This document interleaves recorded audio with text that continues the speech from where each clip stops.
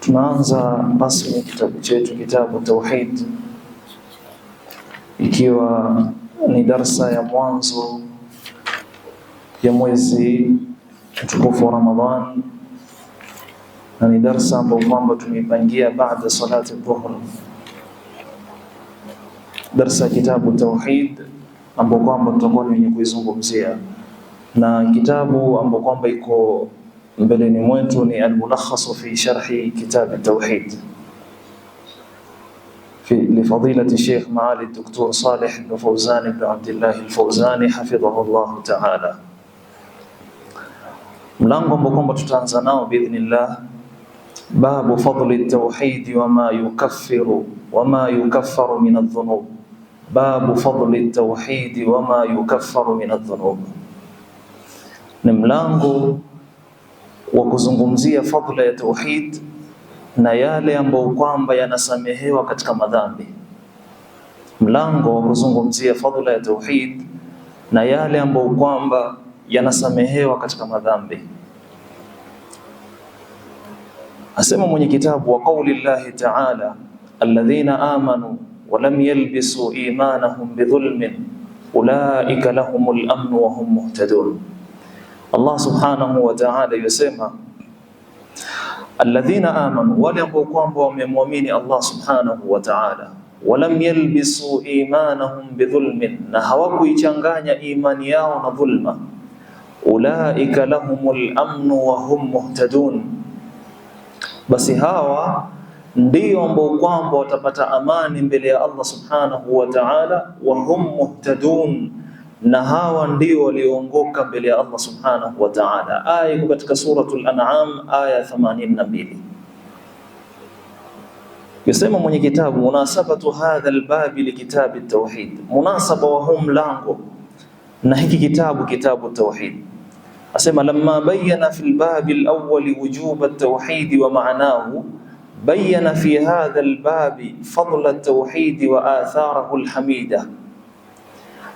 Asema pindi alipobainisha mwenye kitabu mlango ambao kwamba ni wa mwanzo, uwajibu wa tauhidi na maana ya tauhid, amekwenda kubainisha katika huu mlango maana fadla ya tauhidi, kadhalika na athari za tauhidi ambazo kwamba ni njema, wa nataijahu aljamilata allati minha takfiru adh-dhunub, na natija nyingi ambazo kwamba zinakuja na tauhid ambazo kwamba ni nzuri, miongoni mwao ni kusamehewa kwa madhambi.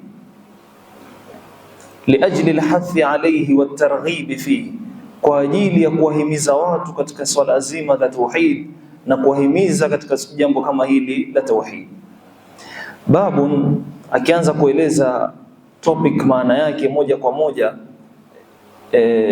kila neno kivyake. Babun huwa lughatan almadkhalu, bab katika lugha ya Kiarabu, katika mlango kama huu ambao kwamba tumezungumzia, maana yake ni almadkhal, ni sehemu ya kuingililia. Wasdilahan, na katika sheria, ismun li jumlatin min alilmi tahtahu fusulun wa masailu ghaliban, ni jina ambalo kwamba linakusanya katika elimu ambao kwamba chini yake kuna sehemu tofauti tofauti na masail tofauti tofauti. Ndio maana ya babu. Yukaffaru at-takfiru fi lughati, takfir katika lugha, as-sitru wat-taghtiya, ni kufunika na kuhifadhi. Wa shar'an, na katika sheria, yukaffaru maana yake ni mahwu dhambi hatta yasira bimanzilati al-ma'dum, ni kufuta madhambi mpaka ifike manzila ya kwamba haionekani. Ndio maana yukaffar. Min adh-dhunub, min bayaniyatun wa laysat litab'id, min iliyotumika katika hii jumla hapa ni bayaniya, ni ya kueleza, wa laysat litab'id, wala min hapa haikuja maana ya kufanya baadhi na kuondoa baadhi nyingine. Wadh-dhunubu jam'u dhanbin wa huwa ma taqbahu 'aqibatuhu, na dhunub maana yake ni wingi wa neno dhamb, ni wingi wa neno dhamb, dhunub ni wingi wa neno dhamb, wa huwa ma taqbahu aqibatuhu, na ni jambo ambalo kwamba mwisho wake linakuwa ni mbaya. Ndio maana ya adhunub. Amanu, asema saddaqu biqulubihim. Amanu maana yake ni watu ambao kwamba wamesadikisha katika nyoyo zao, wanataqu bialsinatihim, na wakatamka kwa ulimi wao, waamilu bijawarihihim, na wakafanyia kazi kwa viwiliwili vyao, wa ra'su dhalika at-tauhid, na kichwa ya mambo haya yote ni at-tauhid. Yalbisu imanahum yakhlatu tauhidahum. Yalbisu imanahum maana yake ni kuchanganya ile tauhidi yao na ushirikina. Bidhulmin, maana ya dhulma, maana ya dhulma ni ushirikina. Bishirkin, wa dhulmu wad'u shay'i fi ghairi mawdhi'ihi, summiya ash-shirku dhulman li'annahu wad'un lil'ibadati fi ghairi mawdhi'iha wa sarfun laha li ghairi mustahiqiha. Dhulma ni kuweka kitu katika sehemu ambayo kwamba sio yake, na imeitwa ushirikina kwamba ni dhulma kwa sababu umeweka ibada katika sehemu ambayo kwamba sio yake, na umegeuza ile ibada kwa asiye istahiki ile ibada, umeipeleka ibada kwa asiyekuwa Allah subhanahu wa ta'ala. Al-amnu maana yake tuma'ninatu nafsi wa zawalul khalb wa zawalul khawf, ni kule nafsi kutulia na kuondoka kwa hofu. Muhtadun ay mawqufuna lis-sayri ala as-sirati al-mustaqim thabituna alayhi. Maana ya muhtadun ni kusimama katika njia ambayo kwamba ni iliyonyooka, iliyokuwa sawa sawa. Thabituna alayhi, kuthibiti katika njia kama hiyo. Tunakwenda kwenye maana ya ujumla ya aya ambayo kwamba tumeisoma, alladhina amanu wa lam yalbisu imanahum bidhulmin. Al-maana al-ijmali lil-aya, maana ya ujumla ya hii aya, yukhbiru subhanahu anna alladhina akhlasu al-ibadata lillahi wahdahu wa lam yukhlitu tawhidahum bishirkin humul aminuna min al-makhawif wal makarih yawm al-qiyamah. Asema yukhbiru subhanahu anna alladhina akhlasu al-ibadata lillahi wahdahu wa lam yukhlitu tawhidahum bishirkin. Allah subhanahu wa ta'ala yueleza wale ambao kwamba wamefanya ikhlas katika ibada, wakampokeshea ibada Allah subhanahu wa ta'ala peke yake, walam yukhlitu tauhidahum bishirkin, tena hawakuichanganya ile ibada yao na ushirikina. Humul aminuna min almakhawif wal makarih, hawa ndio ambao kwamba watakuwa ni wenye kusalimika kutokamana na makhawif, mambo ambayo kwamba yatawahofisha wao mbele ya Allah subhanahu wa ta'ala, kutokamana na adhabu ya Allah subhanahu wa ta'ala. Wal makarihi yawm al-qiyama, na mambo yenye kuchukiza siku ya kiyama. Al-muhtadun, al-muhtadun bimaana lisayri ala as-sirati al-mustaqim fi ad-dunya, ni wale ambao kwamba wataongoka katika njia ambao kwamba iliyonyooka katika hii dunia.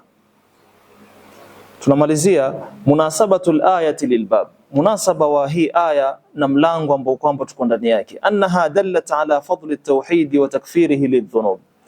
Hii aya imezungumzia fadhila ya tauhid na kwamba madhambi yanasamehewa kulingamana na maneno ya Allah subhanahu wa ta'ala aliyozungumza katika hii aya.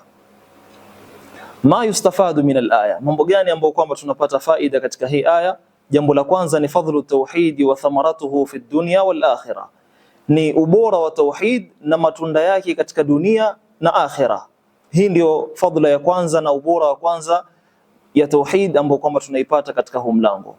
Jambo la pili, anna shirka dhulmun mubtilun liliman billahi in kana akbar, ni kwamba ushirikina ni dhulma, na dhulma yenyewe ni yenye kuharibu imani ya mtu, imani ya kumwamini Allah subhanahu wa ta'ala, ikiwa hiyo ushirikina ni ushirikina mkubwa.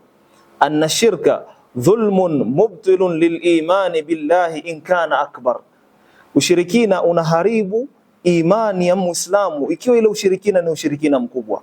Au munqisun lahu in kana asghar, au inakuwa ni yenye kupunguza imani ya mtu ikiwa ni ushirikina mdogo. Ushirikina mkubwa unaharibu imani ya mtu kabisa kabisa, lakini ikiwa ni ushirikina mdogo unapunguza imani ya Muislamu. Faida ya tatu, anna shirka la yughfaru, ushirikina hausamehewi.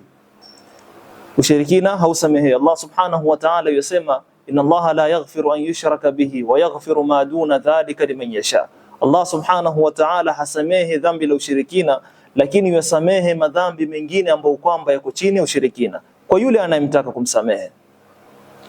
Faida ya 4 na ya mwisho, anna shirka yusabbibu al-khawfa fi dunya wal akhirah, ni kwamba ushirikina husababisha hofu katika dunia na kesho akhira. Wale ambao kwamba wanaishi na ushirikina kila siku, wao wako kwenye hofu, wanaogopa jambo lao na ushirikina wao, wanaogopa kila siku wataharibikiwa mambo yao. Yofanya mambo ya ushirikina huku akiogopa kila wakati, mimi nitaharibikiwa mambo yangu, hivi ndivyo ninavyokwenda, na haya yanatokea katika hii dunia na kesho akhira. Kwa hivyo hivi ndivyo anavyoishi yule ambaye kwamba anamshirikisha Allah subhanahu wa ta'ala. Tutakomeka kwa darasa yetu ya leo insha Allah ta'ala mpaka hapa.